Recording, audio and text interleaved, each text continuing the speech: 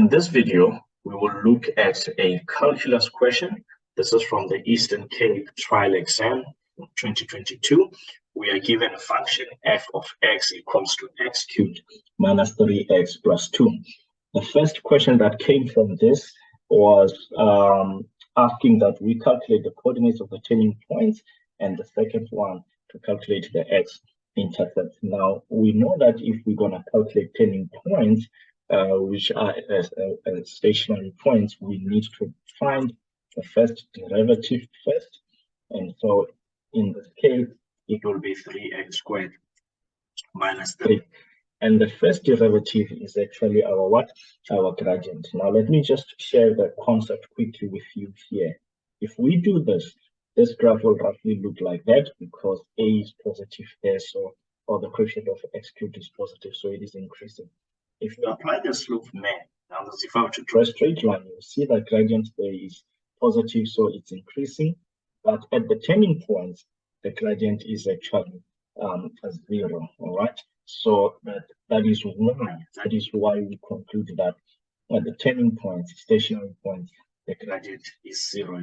If you want to learn more about the slope method, do watch a video in which I explain that this is the concept of the slope method. It is also on calculus. All right. So from that theory, we will now do the following. We will equate our first derivative to 0. And then I can see that 3 is the highest common factor, so I divide by 3 both throughout the equation. And then I will have this. This should be a 1. And then from there, I will see my difference of 2 squares and factor that out nicely. You could have written it this way as well. The problem of this way is I see students often forgetting that they need to get 2 solutions after taking the square root.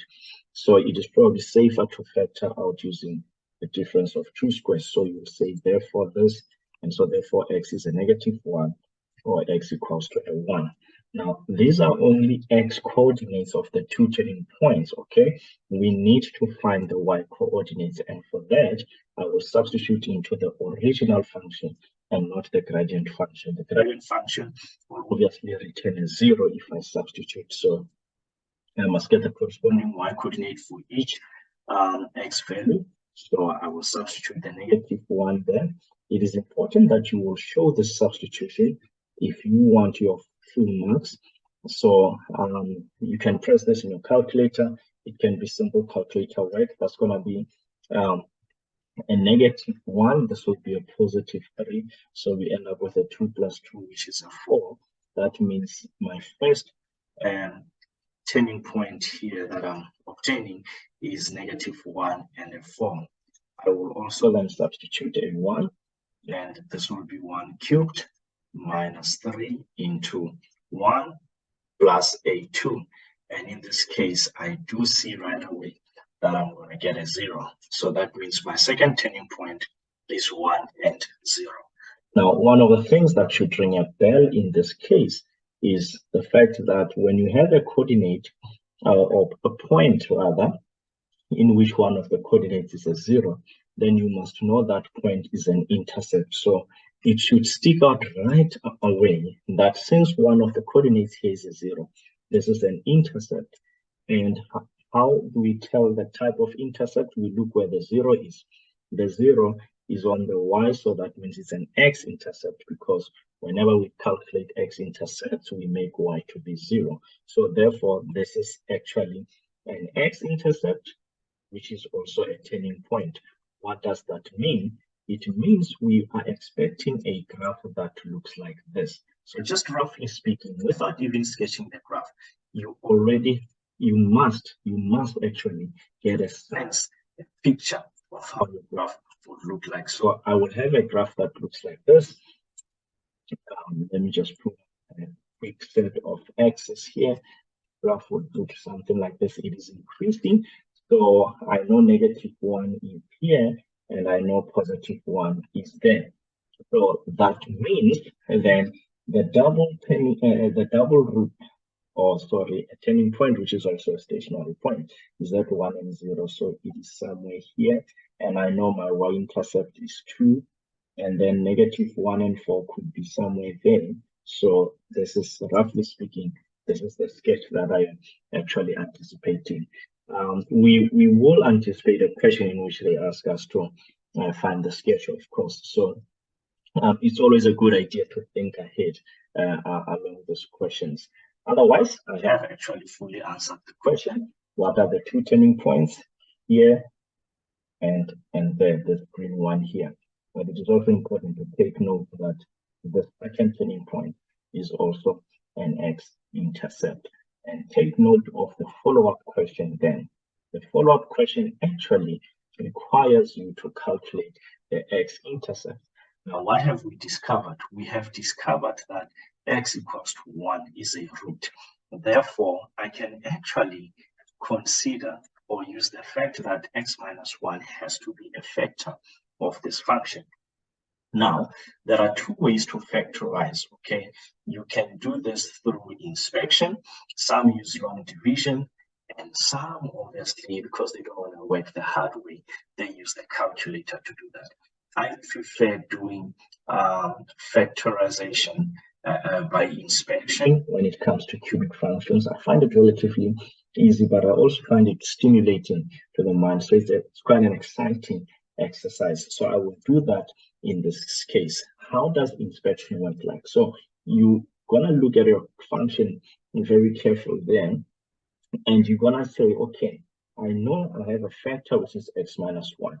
Now, what should I multiply x by so that I can get an x cubed? Well, that should be an x squared, right?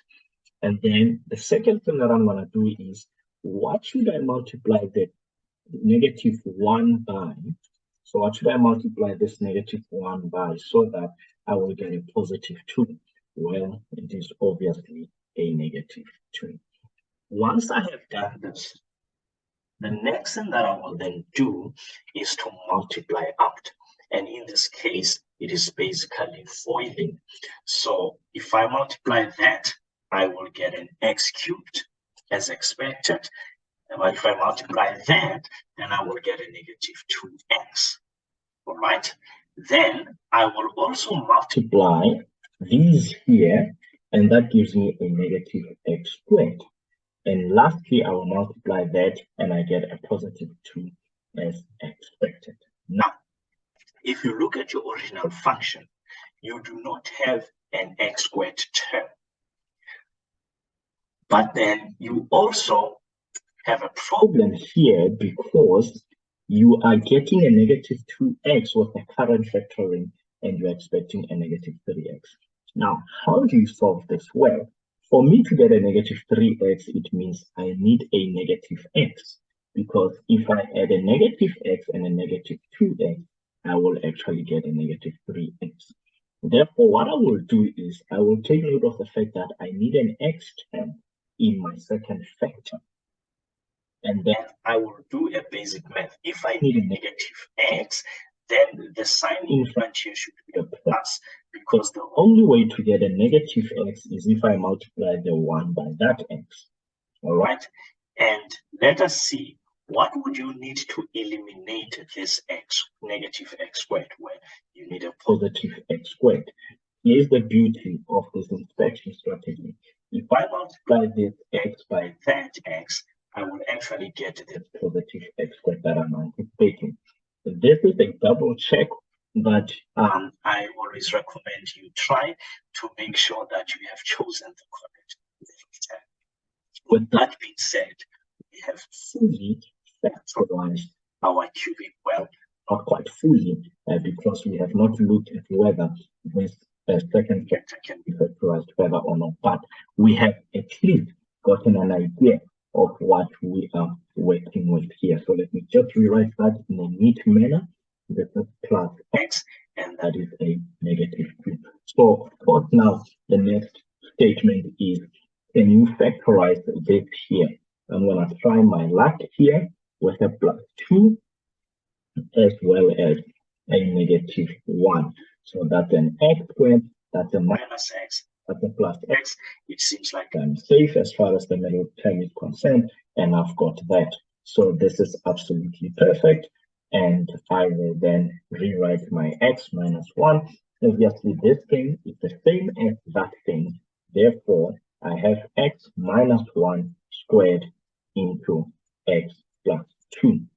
Now, again, check the confirmation here. This is a double root, and we know whenever we get a double root in a case of a cubic function, the implication is that that root is also a turning point. Take note, I was factorizing, but examiners are very strict, so it is very important to actually include those equation signs, because as a standard rule, to find an x-intercept, y must be 0. So please just include those equation signs unless you want to be penalized. So do that and be safe. Therefore, now we will go x equals to 1 or x is equal to a negative 2. You want to write them in coordinate form, you're more than welcome. 1 and 0 is one intercept, and the other intercept is minus 2 and 0. I hope you found that really helpful, and that it enables you to solve more problems on cubic functions, particularly finding the turning points and the x-intercepts of such functions.